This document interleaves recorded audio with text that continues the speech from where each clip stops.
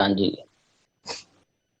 किसी सरकार चलाने की आर्थिक नीतियों का आईना उसका वार्षिक बजट होता है, क्योंकि चुनावी वर्ष है, ये अंतरिम बजट है। 3-4 महीनों के लिए हमारी वित्त मंत्री निर्मला जी ने बजट प्रस्तुत किया है। लेकिन फिर भी देखिए, इस बजट में केंद्र की भाजपा की सरकार, मोदी जी की सरकार ने एक रोड मैप देश के सामने प्रस्तुत किया है कि किस प्रकार विकसित भारत के संकल्प के साथ जो मोदी जी की सरकार, भारतीय जनता पार्टी की सरकार केंद्र में जन कल्याणकारी योजनाओं के साथ कार्य कर रही है और किस प्रकार 2047 का आत्मनिर्भर भारत बनने जा रहा है, उसका रोड मैप।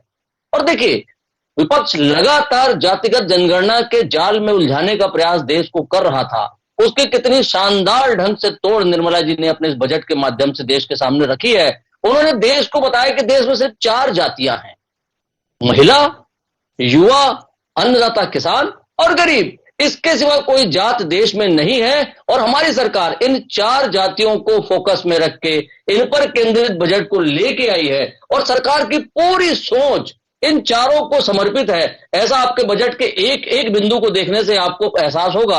आपने सिर्फ महिलाओं के सशक्तिकरण की बात की है, मैं आपकी बात में कुछ बातें और जोड़ता हूं श्रीकांत जी।